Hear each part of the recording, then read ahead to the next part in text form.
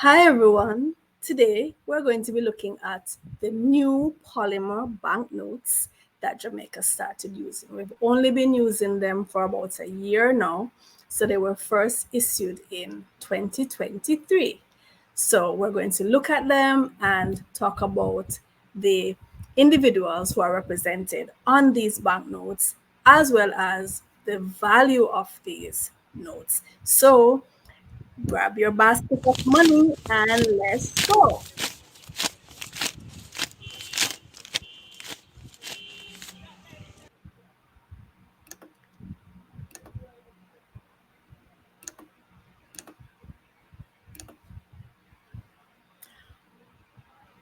All right, so we're going to be looking at the different types of denominations used in our Jamaican currency. So this is all about knowing your new Jamaican money and its value.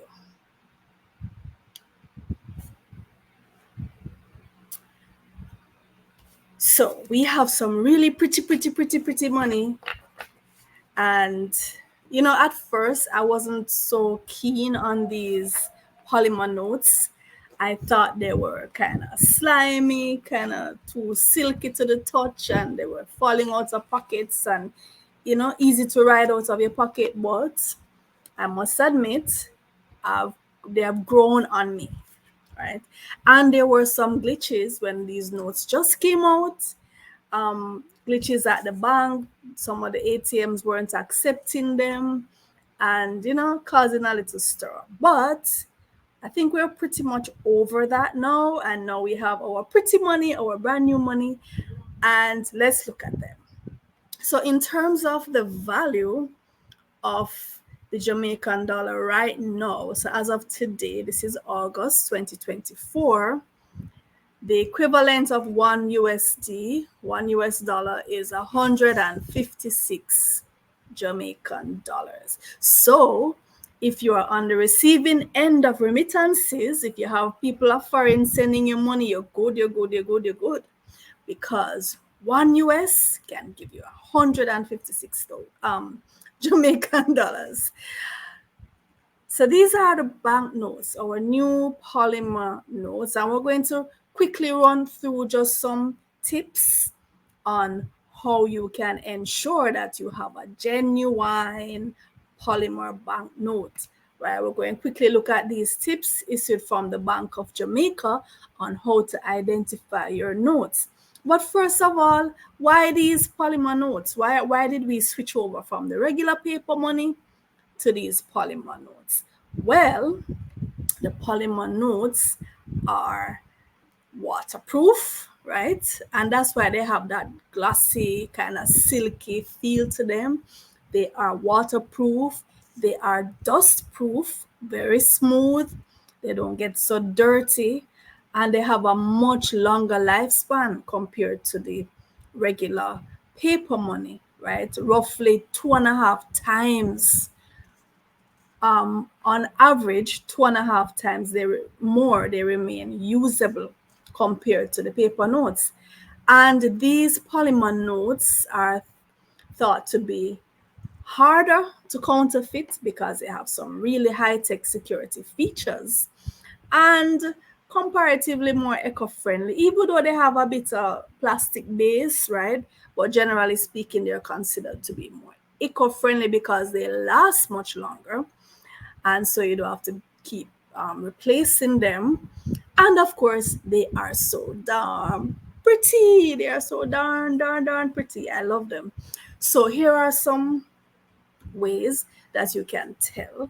According to the Bank of Jamaica, you can feel the notes, run your fingers over the right hand corner of the back of the note to feel the raised dots. And these are specifically here for those who are visually impaired, but everybody can use it, right? If you feel the textured dots at the back, that will give you an idea that this is a genuine note. A clear window can be seen from both the front and the back of the notes, and this applies to all of the 6 new banknotes. And the letters BOJ for Bank of Jamaica, will appear in an area of colored print, and this also applies to all of the notes. So when you go in the supermarket and you see the cashier holding up the bill or running it through a UV scan, these are the things that they're testing for. If you tilt the note, you will see that there are areas with a shimmering gold link, and this can be seen on the $50, $100, and $500 only.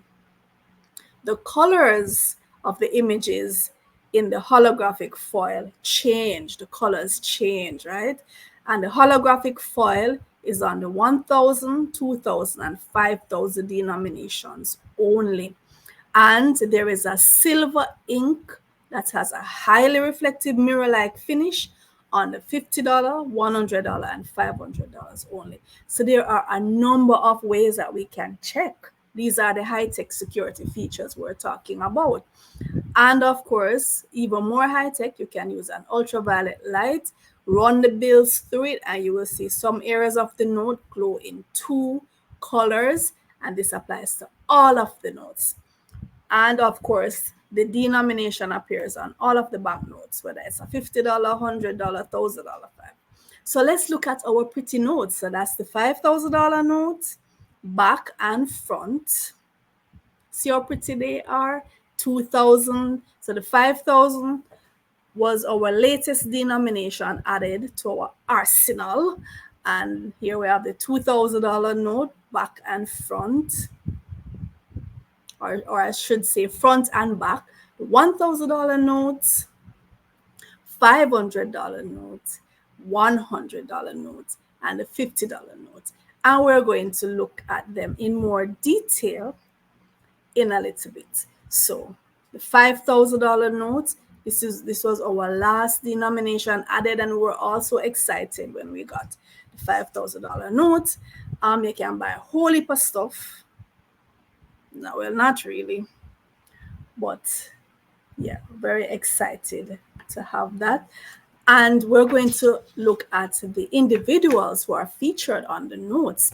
Now, every country has its individuals who stand out, and they are usually represented on the banknotes, the coins, the stamps, right? So we have our individuals who stand out for us here in Jamaica. And a lot of times, though, it caused some controversy. Persons are saying, well, is it that the more valuable persons are put on the higher denominations? Does it matter? Is it more prestigious for you to appear on the $5,000 note as opposed to the $50 note, right? I remember when the $500 note came out and it had our only heroine, Nanny of the Maroons, and a lot of persons were up in arms, saying Nanny should be on a bigger note, or Marcus Garvey, in my opinion, if that is the case, should have been on a bigger note. But does it matter? Let me know what you think. Does it matter whose face appears on which of the denomination of the notes? Is the person on the $5,000 more significant to the country than the person on the $100? Well, let me know what you think. So here on the $5,000 note, we have Sir Donald Sangster, who was our second and shortest serving prime minister, and Hugh, the most honorable Hugh Lawson Shearer, was our third prime minister. These are the two gentlemen up closer, and this is the back of the $5,000 note, right? I think here this is showing a highway. On the $2,000 note, our second highest denomination, we have Michael Manley and Edward Seaga. Now, Michael Manley was our fourth serving prime minister and son of Norman Washington Manley, and of course, Edward Seaga. These are two gentlemen who in Jamaican politics have been considered to be on, opposing factions of the politics here in Jamaica. And this unfortunately has been the case for us in terms of our political history. Hopefully we'll get away from that partisan politics thing, and learn to live together. But Manley and Siaga here represented. We could say the PNP and the JLP represented here. These are the gentlemen close up. This is the back of the $2,000 note. Out of many, one people. So that is our motto here in Jamaica. Out of many, one people represented. We see all the different ethnicities that have come together, showing our history of all the persons who came here to Jamaica from so many different places, from Africa, from Asia, from Europe, from the Americas, for different reasons and at different times.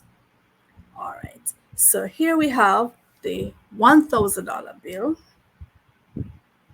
And on the $1,000 bill, we have Sir Alexander Bustamante and Mr. Norman Washington Manley.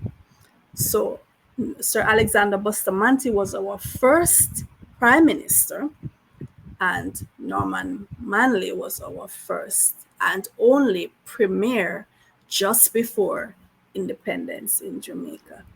And this note also shows the beautiful holographic colors that are on most of the notes.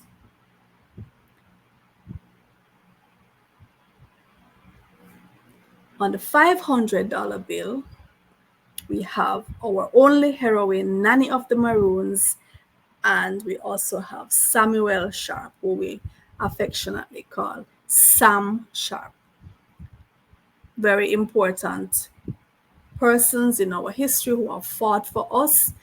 And I'm going to be doing another video that delves more deeply into the contribution of these individuals who we have represented on our banknotes. It's so important for us to know the history of our country and why we have these folks' faces on our notes.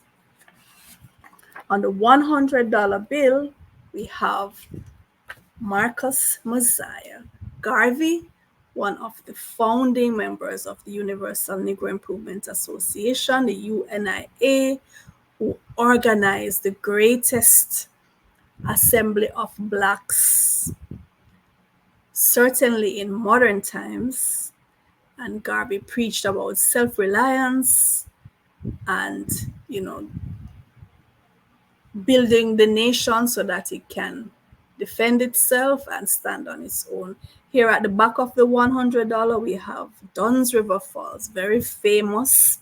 We have tourists visited the island yearly to come and see Dunn's River Falls. On the $50 note, we have Paul Bogle and George William Gordon. Both of these heroes, in addition to Samuel Sharp, were hanged.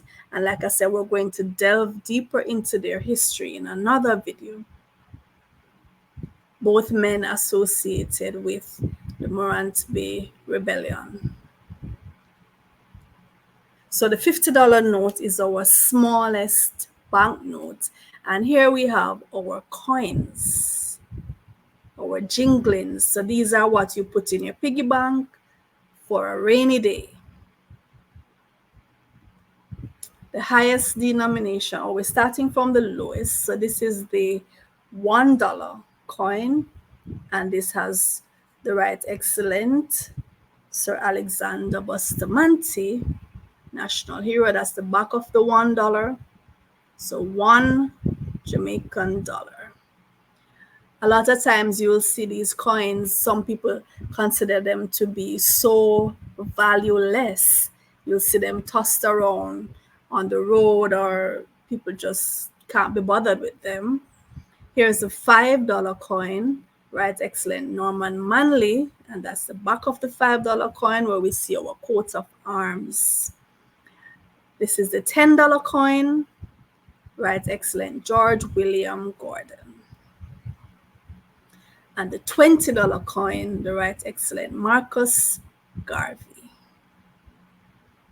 This is our highest coin denomination. Where is this lady going with all of this money? Where is she going with all this money? Come, guys, catch her, catch her, catch her.